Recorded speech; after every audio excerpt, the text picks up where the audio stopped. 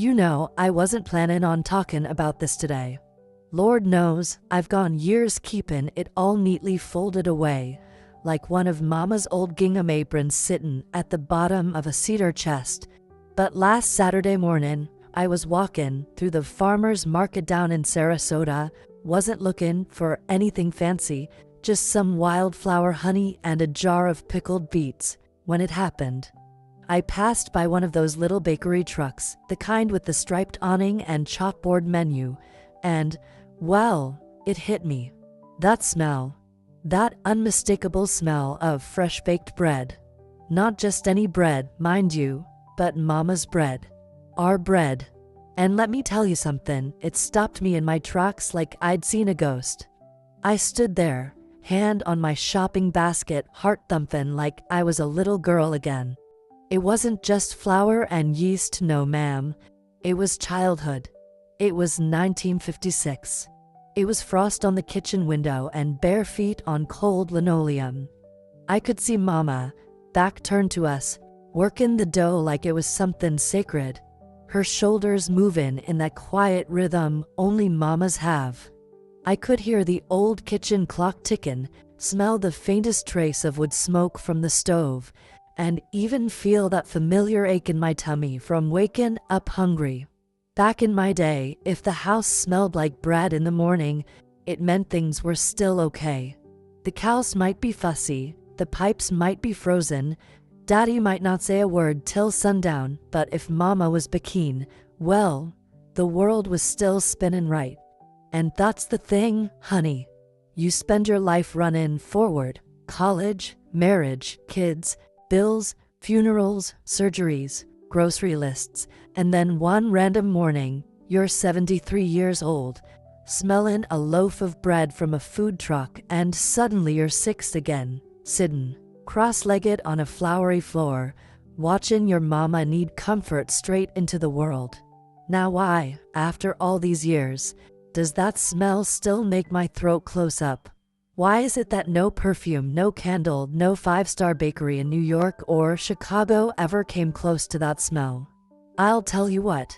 It wasn't just bread. It was love. It was security. It was Mama's way of saying, I see you, I got you, now go wash your hands and behave. I guess what I'm trying to say is, there's a story in that smell. One I've never really told anyone, not properly anyhow. Maybe because it hurts a little, or maybe because it's just too precious to turn into words. But lately, I've been feeling this tug, this ache in my chest that says maybe it's time to let the story breathe, just like that dough on the windowsill. So today, I'm gonna take y'all back with me, to a tiny house on a dusty road in Iowa, to a kitchen full of clatter, chatter, and love so thick you could slice it. To a mama who never raised her voice, but raised 8 kids and a whole lot of dough with her bare hands. Some stories you carry for a season. Others, they carry you. This one? Well, it's carried me through war, childbirth, grief, joy, and lonely nights in Florida. It's the reason I still keep a jar of flour on my counter, even when I don't plan on baking. So, if you've got a minute, pour yourself a cup of something warm and sit with me a while. 'Cause today, I want to tell you about the bread that raised me, about a smell that stopped time, and about the morning I realized, 50 years later, that some things never really leave you. Back in my day, land sakes, I must have been no taller than a milk pail. Mornings came early, whether you were ready or not. Out on that farm in central Iowa, time didn't wait for little girls dreaming under patchwork quilts. We lived about 6 miles from town, though it might as well have been 60 dusty roads, big skies, fields of corn that went on so far you'd think the world ended just past the last row. Our house was a small 2-story with chipped paint and a porch that creaked when you breathed on it.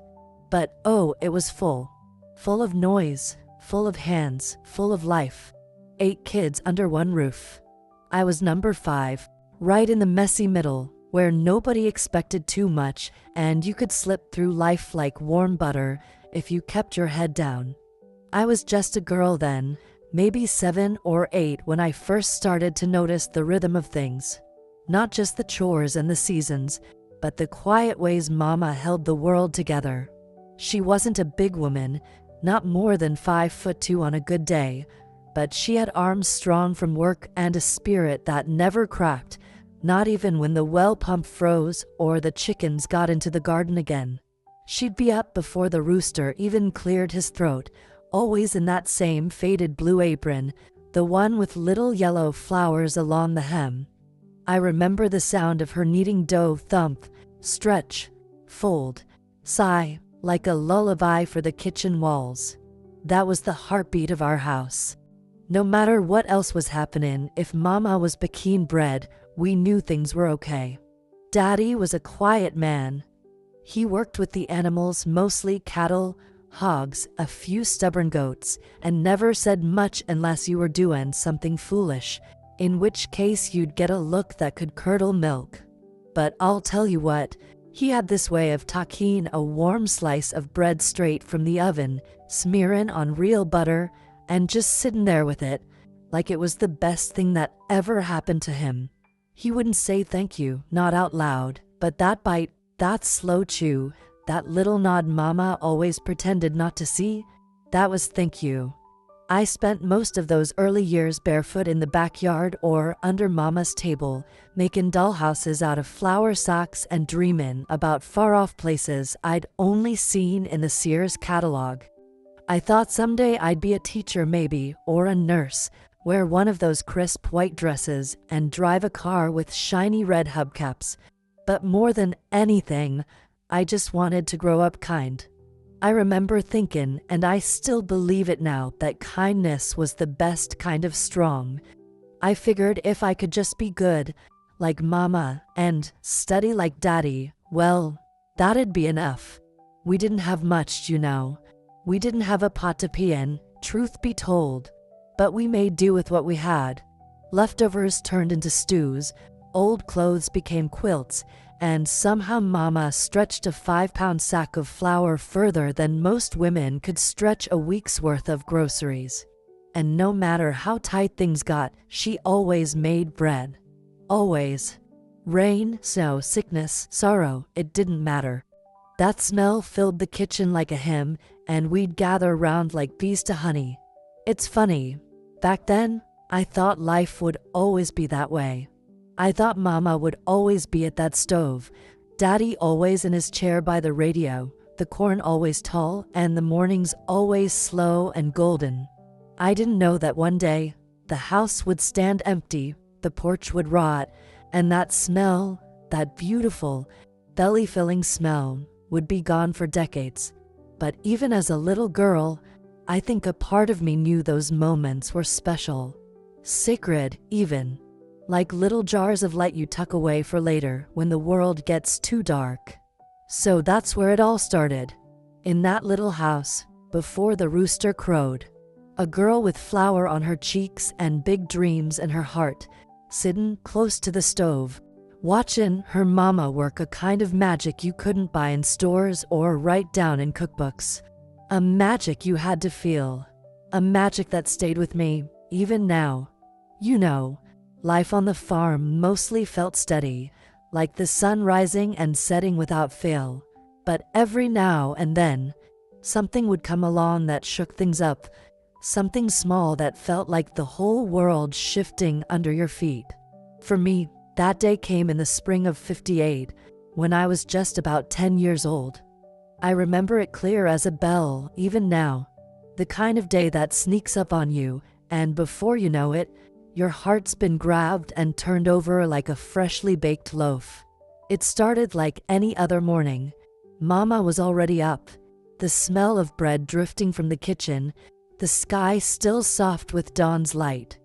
I was helping with the chores, feeding chickens, fetching water from the well, when a stranger came down the lane. Not a neighbor, no sir.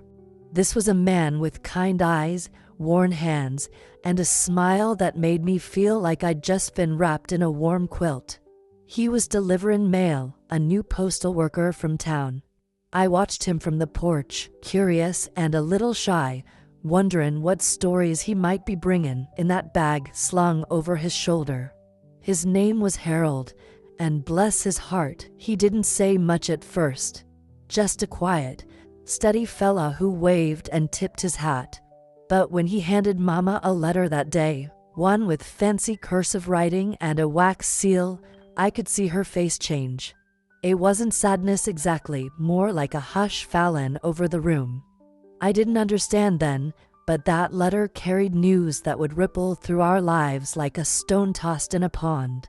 That evening, after supper and the dishes were done, Mama sat me down at the kitchen table, her hands still smelling faintly of bread and honey. She told me stories about my grandma, my own mama's mama, and how she taught her to knead dough the way you'd cradle a baby, with patience and love. That's when I realized something important. Bread was more than just food. It was memory, it was legacy. And in that moment, I felt a shift inside me, a stirring I couldn't quite name. Not long after, Harold started coming around more. He'd bring little things from town, fresh fruit, sometimes a new book, and he always stopped for a slice of Mama's bread. I'll tell you what, that bread seemed to soften his hard days, just like it did for all of us.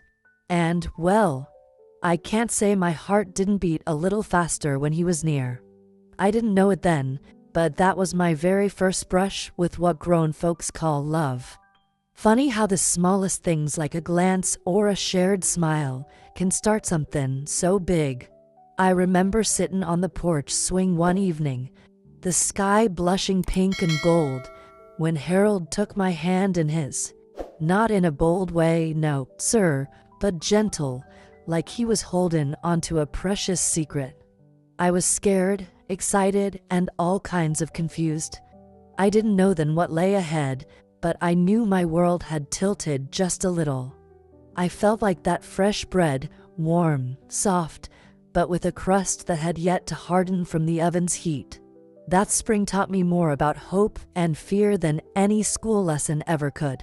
It showed me that change can come quietly, like the smell of bread wafting through the house, promising that something new was rising, something good but uncertain all at once.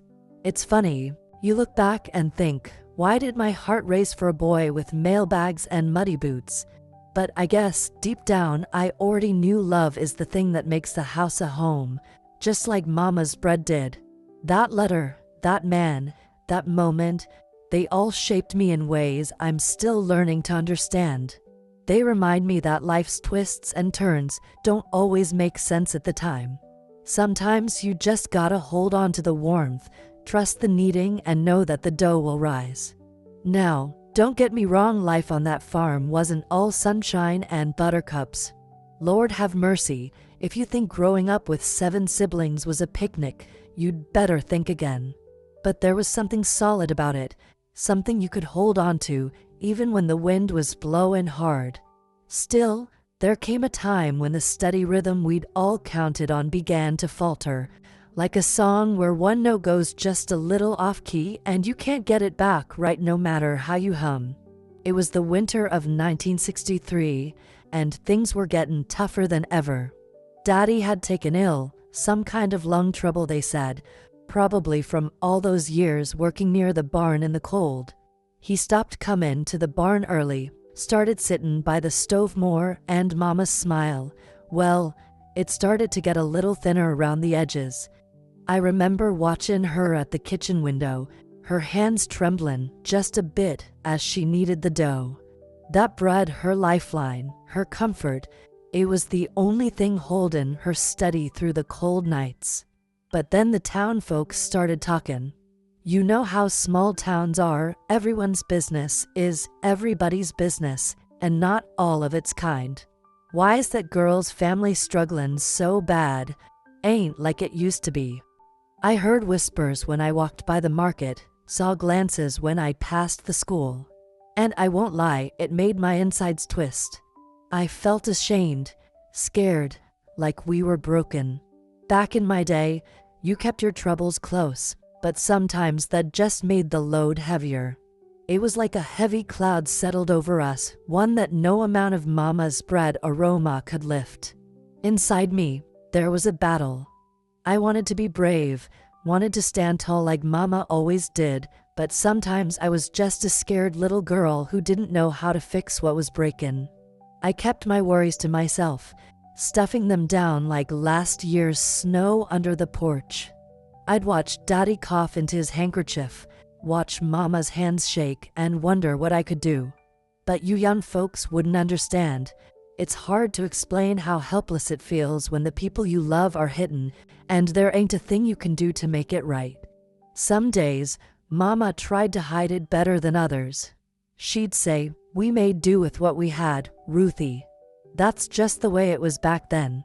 But I could see it in her eyes, the fear, the exhaustion. And sometimes, when no one was looking, I caught her sitting at the kitchen table, her head in her hands, a single tear tracing down her cheek. I never said a word about those moments. It felt too sacred, too heavy. But they stayed with me, like the quiet echo of a prayer. Even in those dark days, there was kindness. Sister Mary from the church brought over a casserole one evening, and Mrs. Jenkins down the road slipped Mama a basket of eggs without a word. The community could be a tough crowd, but they had their moments of grace too. Still, the weight of it all was hard to carry. I felt caught between wanting to help and knowing I was just a kid. That winter taught me about fear and shame in a way I wasn't ready for. I learned that sometimes the people you love most are the ones who hurt the most, and it's okay to be scared, even if it feels like you shouldn't be. I felt torn, ashamed that we were struggling, angry that Daddy couldn't just get better, scared of what the future might hold. And all the while, the kitchen smelled like bread, steady and strong, like Mama was holding us all together one loaf at a time. I didn't know it then, but those days planted a seed in me, a question I'd wrestle with for years. How do you keep hope alive when the world's pressing down hard on your shoulders? How do you carry on when even the strongest hands start to tremble? It was the first crack in my childhood, the first time I saw that life wasn't always gentle and that love sometimes has to fight to survive. But through it all, Mama kept baking, because that's what she did. That's how she showed her love. And that bread, well, it was the glue that held our broken world together, even when we didn't know if the pieces would ever fit again. I remember it like it was yesterday, though it's been more than 50 years, the day my world cracked wide open and the clock stopped ticking for a long, long while. It was early spring, and the air still had that crisp edge that hints at new beginnings, but all I felt was the cold sinking into my bones. Daddy, my steady rock, my quiet hero, passed away. Just like that. No warning, no goodbyes, just an empty chair at the kitchen table and a silence that swallowed everything.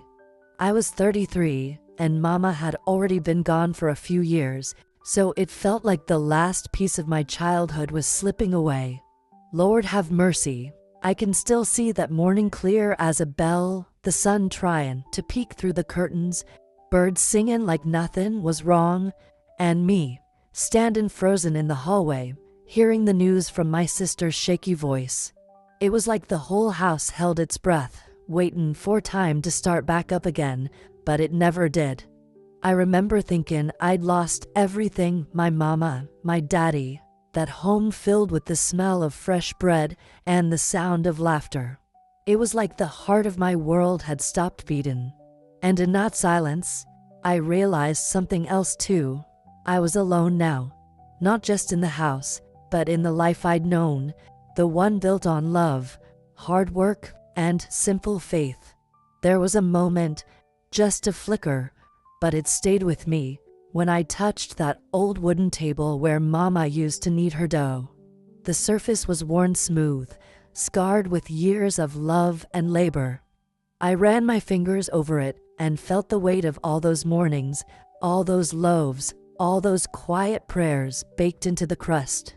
And I knew right then, if that bread could hold a family together through sickness, poverty, and sorrow, then maybe, just maybe it could hold me too. But oh, the pain was sharp.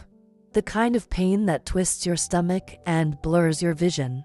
I'd never felt so lost, so empty.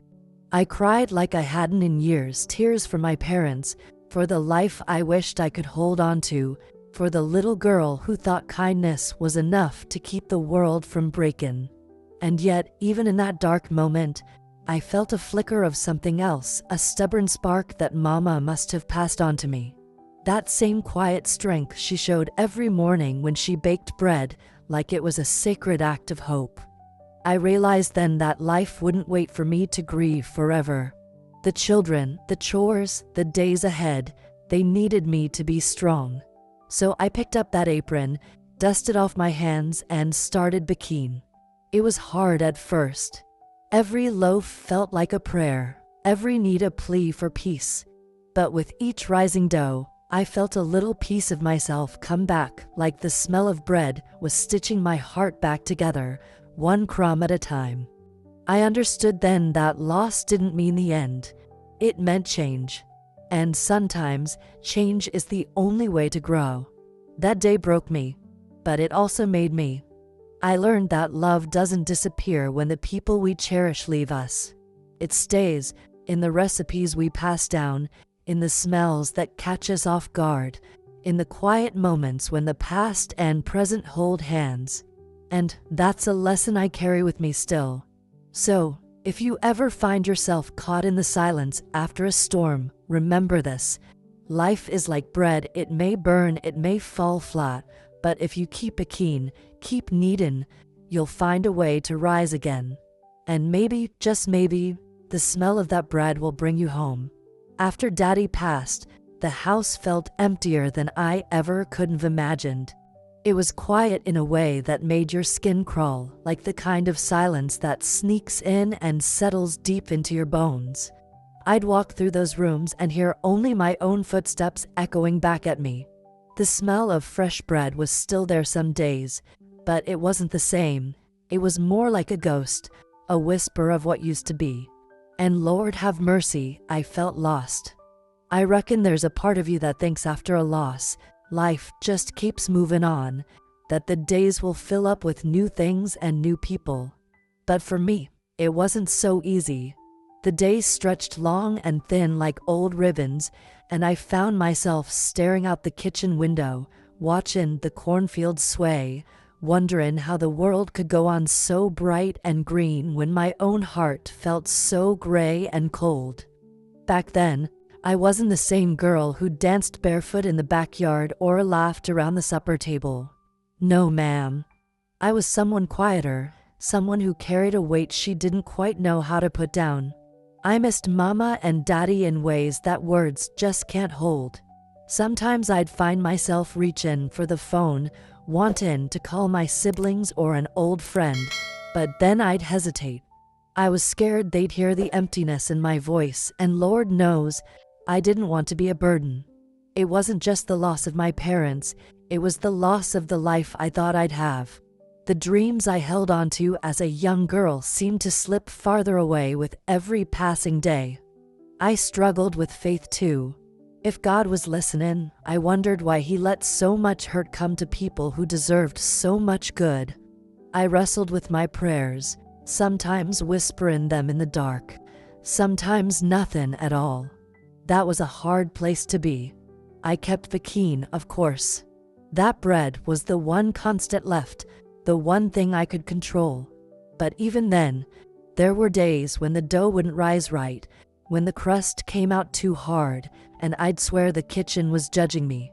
I missed the warmth that came from Mama's hands, that gentle magic she'd weave into every loaf. I felt like I was trying to catch smoke, holding onto memories that slipped right through my fingers. And yet, despite the loneliness, despite the cold that settled deep inside, I started to find small sparks of light. A phone call from a niece, a letter from an old friend, the laughter of my grandchildren playing in the yard. Those moments reminded me that even in the quietest winters, there's a promise of spring. I learned to be gentle with myself, to accept that healing isn't a straight line. It's more like the slow, steady turn of the seasons. I don't pretend it was easy. There were nights when I cried myself to sleep, when the silence screamed louder than any words. But I also learned that it's okay to carry the ache, to live with the shadows, and still find moments of peace. That's just how life goes sometimes. So here I am, sitting on my porch, with a jar of flour on the counter and memories in my heart. Changed, yes, but still here. Still the keen. Still believing that love, like bread, can rise again even after the storm has passed. You know, after all that stormy weather in my life, there came a day when the clouds began to part just a little bit, not all at once, no sir, but in slow, quiet ways that you barely notice at first. It wasn't some grand event or a sudden miracle. It was just a simple moment, the kind that sneaks up on you when you least expect it. And Lord have mercy, it changed everything. It was one of those cool spring mornings, the kind where the air smells fresh and the sun hasn't quite warmed the earth yet. I was sitting on my porch, feeling the ache in my bones and the weight in my heart, when a neighbor's little boy came running up the driveway. He was all smiles and scraped knees, holding a basket full of eggs. Said his mama sent him over to share, 'cause they had more than they could use. Well, I'll tell you what, that simple gift stirred something inside me. It reminded me of all the times Mama and Mrs. Jenkins and Sister Mary had shown kindness in the hardest moments. It made me think about how, even when life feels like it's breaking, there's still a way to reach out, to give, to hold on. That day, I decided to bake a loaf of bread and take it down to the neighbor's house. Just a small thing, but it felt like I was taking a step back toward life. I wasn't sure if the bread would come out right. Heck, I'd had my share of flat loaves and burnt crusts, but that didn't matter. What mattered was that I was doing something, reaching out, and feeling a little piece of hope flicker inside me. It reminded me that life isn't about perfect moments or grand gestures. It's about those small, steady acts that keep us connected, a loaf of bread shared, a hand held, a smile given freely. And maybe, just maybe, that's how we find our way back from the dark. That little boy's grin, that basket of eggs, that simple exchange, they sparked something new in me. I started to see that my story wasn't finished yet. There was still time to make a difference, to build new memories, and to keep the love alive. It wasn't about forgetting the past or pretending the pain never happened. It was about carrying it with grace and moving forward anyway. I began to bake more often, not just for myself or my family, but for neighbors, for friends, for folks who might need a little warmth in their day. Each loaf was a prayer, a thank you, a promise. And with every slice shared, I felt my heart grow a little stronger, a little lighter. I realized then that hope isn't some far-off dream. It's in the flour on your hands, the warmth of the oven, the smell of bread rising in the kitchen. It's in the moments when you choose to love, even when it's hard. And that's a lesson I hope to keep sharing for as long as I can. So here I am, still keen, still reaching out, still believing that even after the darkest nights, the dawn will come. And sometimes, all it takes is one small flicker of hope to light the way. There comes a time in life when you stand at a crossroads and you realize you've been carrying a burden long enough.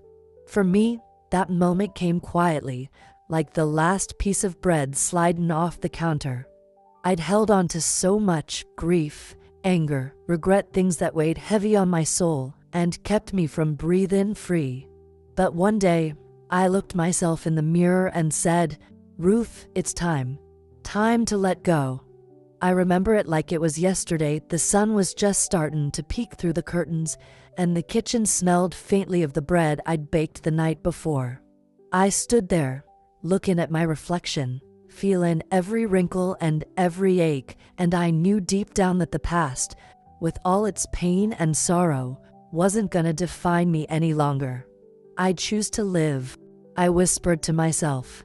Not stuck in what was, but open to what can be. And with that, I made a decision. I wasn't gonna let the losses break me. I wasn't gonna let the years of quiet hurt steal my joy. I was gonna carry those memories, yes, but I was gonna live for today, for tomorrow, for the people I still had and the love that still filled my heart. That day, I took a box out of the attic. It was old and dusty, filled with letters from Mama and Daddy, faded photographs, and a few of Mama's old aprons.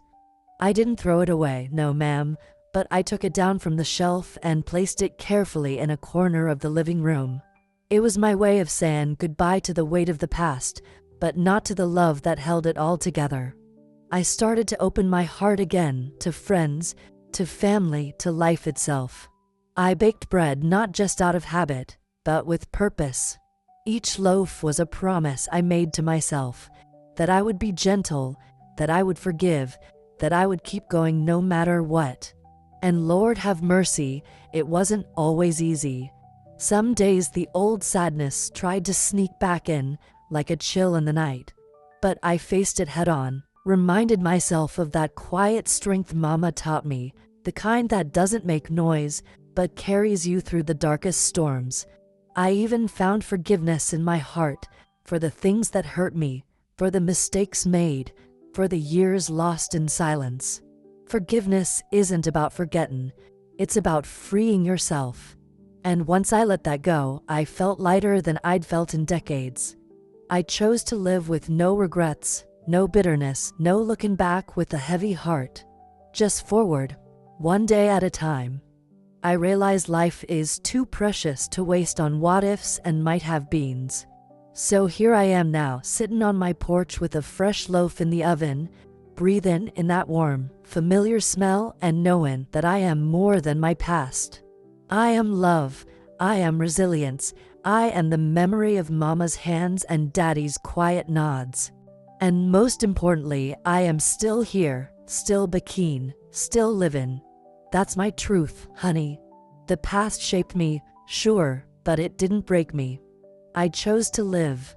And I hope, maybe, that story can help someone else find their own way, too. You know, when I look back over all these years at the days of my childhood on that farm, the hard times, the loss, the love, I realize life is a lot like Bakeen bread. It ain't always pretty, and sometimes it doesn't turn out the way you expect. But there's a kind of wisdom in it, a quiet truth that sticks with you if you're willing to listen. Back in my day, bread was more than just food. It was hope, it was comfort, it was a promise that tomorrow would come, even if today was hard as a rock. I learned that from Mama, how she could take a few simple ingredients, no matter how scarce, and make something that fed not just our bellies, but our souls. That taught me about resilience, about making do, about holding on even when the world feels like it's fallen apart. I've come to understand that life's like that dough. Sometimes it feels heavy and sticky, like it's holding you down. Other times it rises beautifully, warm and soft and full of promise. But it's always work. You gotta knead it with patience, you gotta give it time, and sometimes you gotta let it rest before it's ready. And if you rush it or give up too soon, well, you might miss out on something wonderful. One thing I wish more folks understood is that it's okay for life not to be perfect. It's okay to have burnt edges and cracks. Those imperfections, those are the stories. The stories of struggle, of growth, of love that fought through the hard parts. I've learned to cherish those because they make us who we are. Maybe the hardest truth I've learned is about waiting. We spend so much time waiting for the pain to pass, for the right moment, for someone else to fix things. But sometimes, the waiting keeps us stuck. Sometimes, you gotta stop waiting for the oven to warm or the dough to rise on its own. Sometimes, you gotta get your hands dirty and start kneading yourself. That's the kind of courage I found later in life, the courage to take what you've been given, all the good and the bad, and make a choice to live fully anyway. To open your heart to joy, even when it feels risky. to keep the keen, keep lovin', keep tryin'. If there's one thing I hope folks take away from my story, it's this. Maybe it's time to stop waiting. Stop waiting for the perfect day, the perfect person, the perfect circumstance.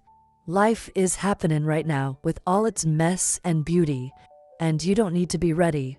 You just need to be willing to start. So, if you're sitting there wondering if you can keep going, if you're feeling like your dough won't rise no matter what, you're not alone.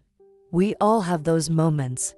But remember, the oven's always warm and there's always a chance for a new loaf. A new beginning. A fresh start. That's the wisdom I carry with me. That's the gift Mama gave me without saying a word. And that's the hope I want to pass on to you and to everyone who's willing to listen. Life's not about perfection. It's about love. It's about resilience. It's about finding the strength to keep it keen, even when the kitchen feels cold. And sometimes, that's all the recipe you need. Well now, we've been through quite a journey together, haven't we? From the dusty roads of that little Iowa farm to the quiet kitchens where bread rose and fell with the rhythm of my life. And here we are at the end, or maybe the beginning, depending on how you look at it. I want to take a moment, just you and me, to sit together on this porch of memories and talk heart to heart. You see, this story, it ain't just about the past. It's about today and tomorrow and all the moments in between where love and memory weave their quiet magic. I told you about the smell of fresh bread, how it stopped time for me, how it brought back Mama's hands and Daddy's quiet nod. But the truth is, that smell still lingers. Not just in the kitchen, but in my heart. It's a reminder that what we love never really leaves us. It lives on in the smells that catch us off guard, in the songs we hum, in the stories we pass down. And speaking of love, well, I have a question for you. I wonder, do you believe that true love should come back to you? That it has a way of circling around, finding its way home no matter how far it's been? Sometimes when the world gets quiet and the night wraps around me, I swear I can feel it, that love, like a soft breeze, like the scent of bread warm from the oven. I wonder if he remembers, if somehow he's still holding a piece of that time we shared. Maybe that's just a wish, or maybe it's something real. I don't know for sure. But what I do know is that love, real love, has a way of never truly going away. It shapes us, guides us, and shows up in the most unexpected places. It's not always loud or flashy. Sometimes, it's as simple and steady as baking bread on a cold morning, as quiet and sure as the memories that fill a house long after the people who built it are gone. So, my dear friend, I want to leave you with this thought. Don't wait for love or happiness to find you on their own. Don't wait for the perfect time or the perfect place. Start now. Take that small step, bake that loaf, make that call, share that smile. Because sometimes, the sweetest things in life are made from the simplest moments. And if you ever find yourself caught in a memory, a scent, or a feeling that stops you cold, don't rush away from it. Sit with it, let it fill you. Because those are the moments that remind us who we are, where we come from, and what truly matters. Thank you for listening to my story, for walking this road with me. I hope it's brought you some comfort, some warmth, and maybe even a little hope. And if you ever smell fresh bread baking and feel your heart skip a beat, well, maybe you'll think of me and maybe you'll remember that love, like the smell of bread, lasts a long, long time. So tell me, what memories still rise in your heart like warm dough? What love do you carry with you every day? I'd love to hear your story, because after all, stories are what keep us connected, from one generation to the next, from one heart to another. And sometimes, just sometimes, I think that love really does come back around.